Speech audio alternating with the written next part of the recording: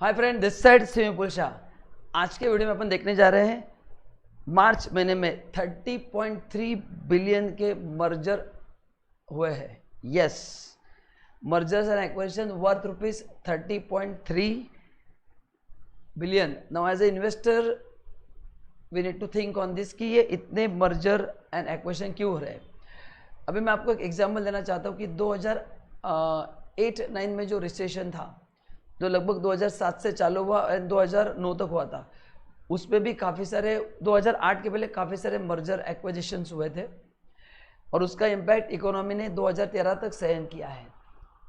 US में भी recession आया था, उसके पहले भी उस कंट्री में बहुत सारे मर्जर एक्विजिशन हुए थे, क्योंकि बड़े बड़े कॉर्पोरेट्स को समझ में आता है कि डाउनफॉल आने वाला है एंड आप अपन साथ में नहीं आए तो अपना नुकसान होगा। So sometime out of choice और sometime out of compulsion they had to come together, है ना, इन ऑर्डर टू सर्वाइव। तो इसकी वजह से एज ए इन्वेस्टर अपने पे इम्पैक्ट क्या होगा, अपन ने क्या करना चाहिए ऐसे केस में, ये सब अपन आज डिस्कस करने जाने वाले हैं। चलो सो आगे बढ़ते हैं। सो अभी पहले मैं आपको एक सिंपल बता दो एनालिसिस। लास्ट ईयर मार्च में भी मर्जर एक्विजिशन हुए थे, क्या हुए थे? कंपेयर टू दैट इस साल जो वैल्यू है, जो अमाउंट है, वो 5.6% से इंक्रीज हुआ है, लेकिन द नंबर ऑफ वॉल्यूम 29.6% से इंप्रूव हुआ है। हाँ, मतलब number of merger and acquisition last year से इस बार 30% ज़्यादा हुआ है and in terms of value जो डीलिंग हुआ है वो 5.6% इंक्रीज हुआ है। So this is massive figure. तो देखते हैं कि इसका इम्पैक्ट क्या होगा एंड एज ए इन्वेस्टर आपने को इसमें से क्या सीखना है। चलो करेक्ट ना।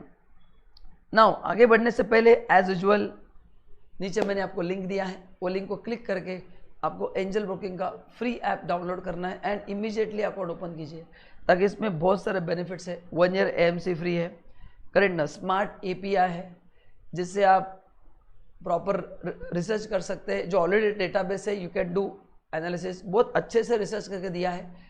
आपका रिस्क कैपेसिटी कितना है, उस हिसाब से आपने कितना लेना चाहिए शेयर्स, बहुत ज़बरदस्त यहाँ पे फैसिलिटीज़ है। लेकिन मैं बता के नहीं होगा, इसके लिए आपको क्या करना पड़ेगा, डाउनलोड करना पड़ेगा। जैसे बोलता हूँ कि शुगर मीठी है, वो आप खाएंगे तो पता चलेगा। तो ये फ्री है, you might be having another account, absolutely no problem, but मैं चाहता हूँ कि आप एक बार इसको डाउनलोड करके अकाउंट ओपन करके देखिए and you will love it, that is my guarantee. So ये 1 वीक आप यूज़ कीजिए, it is absolutely free and then if you love it you can continue, otherwise it's your choice. Flat brokerage 20 rupees है for internet transaction and personalise advisory भी है। So if you need any information you can call them and you can take the information. चलिए, so अगर ये जानकारी आपको पसंद आ गई है तो इमीडिएटली मैंने जो कहा है उसको क्लिक करके अकाउंट को ओपन करना है। एंड अगर मेरे चैनल पे फर्स्ट टाइम आए हैं एंड आपको लगता है कि ये जो मैं वीडियोस बना रहा हूँ डेफिनेटली एज ए इन्वेस्टर आपको फायदा होगा, see I am just creating financial awareness. मैं कभी भी किसी को ये नहीं बोलता कि आप ये शेयर्स लो वो मत लो। मेरा काम है आपको सही नॉलेज पहुँचाना and based on that knowledge you make concrete decision, ताकि आगे से नुकसान भी हुआ, सपोज वर्स्ट केस, तो अपने को बुरा नहीं लगता कि यार अपने ठीक है अपन ने पूरा रिसर्च करके लिया था, but it's a bad luck. Rather than buying any stock based on some WhatsApp message, Telegram message, हर बार वो करेक्ट नहीं होते हैं ना। अगर आपने डील किया तो आपको पता रहता है कि कितना नुकसान होता है, कितना फ़ायदा होता है। आप कहीं से भी टिप ले लो, कौन सा भी ग्रुप ज्वाइन करो, स्टिल अल्टीमेटली शेयर मार्केट है which is beyond everyone's control. तो what is good thing, at least अपन रिसर्च करके शेयर्स ले, ताकि वो कुछ उल्टा सुल्टा भी होगा तो अपने को दर्द कम होता है। ठीक है, चलो नाउ अभी मर्जर एक्विजिशन स्पेशली अगर देखेंगे तो बैंकिंग सेक्टर में बहुत ज़्यादा हुआ है। मैं आपको कुछ एग्जांपल दे रहा हूँ एंड फिर आपको बताऊंगा कि गवर्नमेंट की सोच क्या है। बैंक ऑफ बड़ौदा जो है एंड देना बैंक, उनका हुआ था मर्जर। विजय बैंक, इन दोनों को बैंक ऑफ बड़ौदा में मर्ज कर दिया। तो गवर्नमेंट क्या कर रही है, जो छोटे छोटे बैंक्स है ना वो बड़े बैंक्स में मर्ज कर रही है। मोदी गवर्नमेंट चाहती है कि इंडिया में कम से कम बैंक रहे, ताकि उनको मैनेज करना, कंट्रोल करना आसान हो जाए। Rather having 500 different banks, let's have 50 banks. So जो भी जितने जो छोटे छोटे बैंक्स हैं ये सब बड़े बैंक्स में क्या हो रहे हैं, मर्ज हो रहे हैं। मैं आपको कुछ एग्जाम्पल दिखा रहा हूँ। Second, corporation bank, Andhra bank, ये दोनों यूनियन बैंक ऑफ इंडिया में मर्ज हो गए। कैनरा बैंक में सिंडिकेट बैंक मर्ज हो गया। Punjab national bank, oriental bank of commerce and United bank of India, ये सब पंजाब नेशनल बैंक में मर्ज हो गए। इंडियन बैंक, इलाहाबाद बैंक मर्ज हो गया। SBI के जो छोटे छोटे कंपनीज थे, कौन से SBI bank of Patiala, Bikaner, वो सब क्या हो गए, उसमें मर्ज हो गए। तो ऐसे सभी बैंक्स का मर्जर हो रहा है। तो all small banks are being merge with the public sector banks, correct ना। तो इसका मतलब यह है कि अभी गवर्नमेंट चाहती है कि पूरा पावर बड़े बैंक के पास रहे एंड वही देश को चलाए, क्योंकि जैसे छोटे छोटे बैंक्स का मर्जर हो रहा है, the big banks are getting advantage over it, correct ना।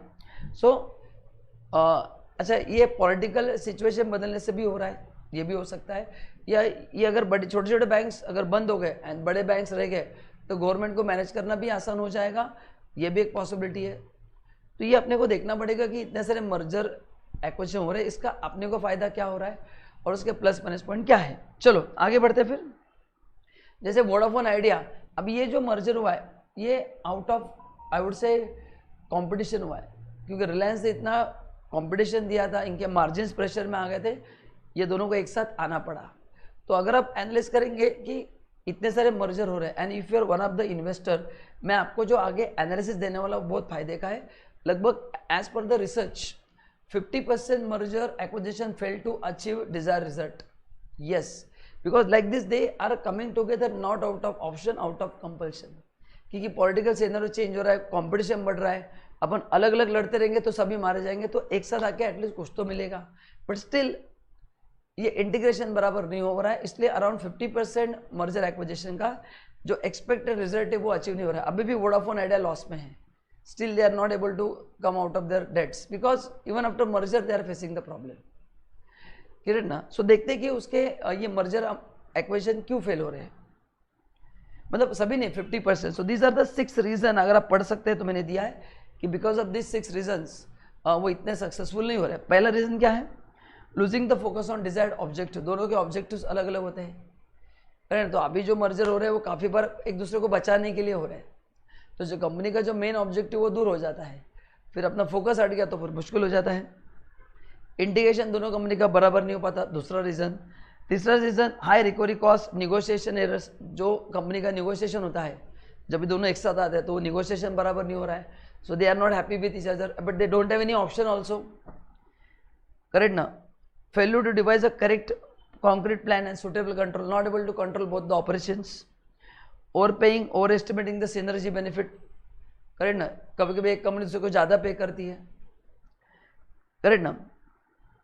सो इंटीग्रेशन प्रोसेस बराबर नहीं है। तो ऐसे अलग अलग मैंने 6 रीजन दिए एज पर द रिसर्च, जिसकी वजह से 50% मर्जर एंड एक्विजिशन फेल होते हैं। तो if you are having shares one of the companies which are already merged or which are about to merge, so as a investor post merger post acquisition आपको properly analysis करना पड़ेगा कि ये सही तरह से काम कर रहा है नहीं कर रहा है, नहीं तो फिर आपको एग्जिट करके बाकी स्टॉक में क्या करना पड़ेगा, इन्वेस्ट करना पड़ेगा। सर आप यही कहना चाहते हैं कि हर एक मर्जर फेल होता है? नहीं, मैं आपको कुछ एग्जाम्पल दिखाऊंगा। These are the successful mergers, है ना। एक्सॉन मोबिल, मारुति सुजुकी कितना पावरफुल सक्सेस है ना, कितना पावरफुल मर्जर है, एकदम अच्छे से चला। Google Android, Flipkart, eBay doing fantastically well. So these are the super example also. So if you are one of them there is no problem, but if you are on other side जहाँ पे still Vodafone Idea के share holders अभी भी इतना अच्छा काम नहीं कर रहे हैं जितना बिफोर था, but as a share holder I don't think you have gain much even after merger. So like this आपको सोचना पड़ेगा कि ये इतने जो हो रहे हैं उसका अपने इन्वेस्टमेंट पे इम्पैक्ट क्या होगा। तो बस यही इस वीडियो का पर्पस था कि अगर आपके पास ऐसे कुछ कंपनी के शेयर है जो मर्ज हो चुके हैं, होने वाले हैं, so I requested to analyse the performance of the company even after post merger, क्योंकि एक लोगों में माइंडसेट है कि मर्जर होगा तो कंपनी का अच्छा होगा। It's not like that. ये मैंने काफ़ी बार जब मैं डिस्कस करता हूँ तो they having that mindset in mind कि जब भी मर्जर होगा तो कंपनी का फायदा होता है। Vodafone Idea not out of profit but out of competition से they had to came together. तो ऐसे काफ़ी सारे मर्जर, जैसे छोटे छोटे बैंक से गवर्नमेंट खुद ही उनको मर्ज कर रही है। अभी मेरे को ये पता नहीं कि कोऑपरेटिव सेक्टर का क्या होगा, मतलब मेरे को बहुत डाउट है मन में। अच्छा अभी एक और एग्जाम्पल देता हूँ, महिला सहकारी बैंक, अभी ये छोटा बैंक है, ये अगर मर्ज हो जाएगा, अभी उस बैंक का पर्पज़ क्या है कि छोटे छोटे मतलब लोन देना, जो महिलाएं जो इंडिपेंडेंट होना चाहती है, वुमन एंटरप्रेन्योर, उनको प्रमोट करते हैं, उनको लोन देते हैं, माइक्रो फाइनेंसेस करते हैं।